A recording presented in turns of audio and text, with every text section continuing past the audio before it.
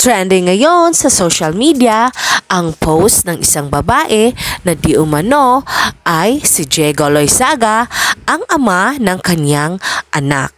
Kung saan ay nagpost ito sa kanyang IG story na nagsabi na pinalayas siya kasama ng kanyang anak sa bahay ni Diego Loizaga.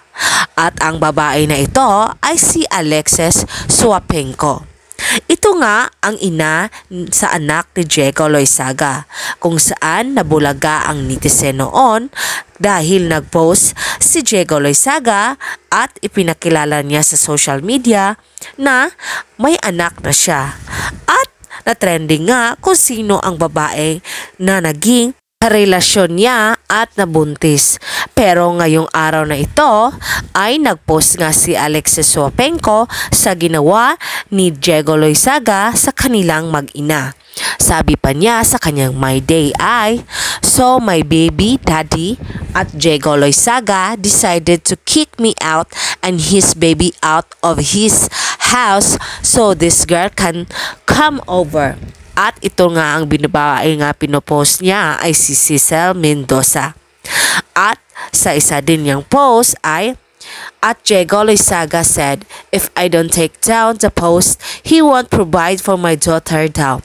Okay boy, bye." At na-trending nga ito. Nakilala nga si Diego Loizaga dahil sa interview niya kay Tony Gonzaga na nagsaysay siya na hindi siya naniniwala sa kasal dahil ito daw ay papel lang. At ito naman si Alexis Swapenko ay isa pa lang certified yoga teacher at preschool teacher. At nakilala din si Alexis Swapenko dahil ito ay isang commercial model kung saan ay makikita siya sa iba't ibang advertisement.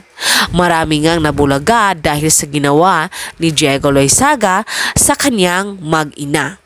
At hinihintay nga ng mga netizen kung ano nga ang respond ni Diego Loizaga sa binibintang sa kanya na kanyang naging karelasyon sa ginawa niya dito sa kanila.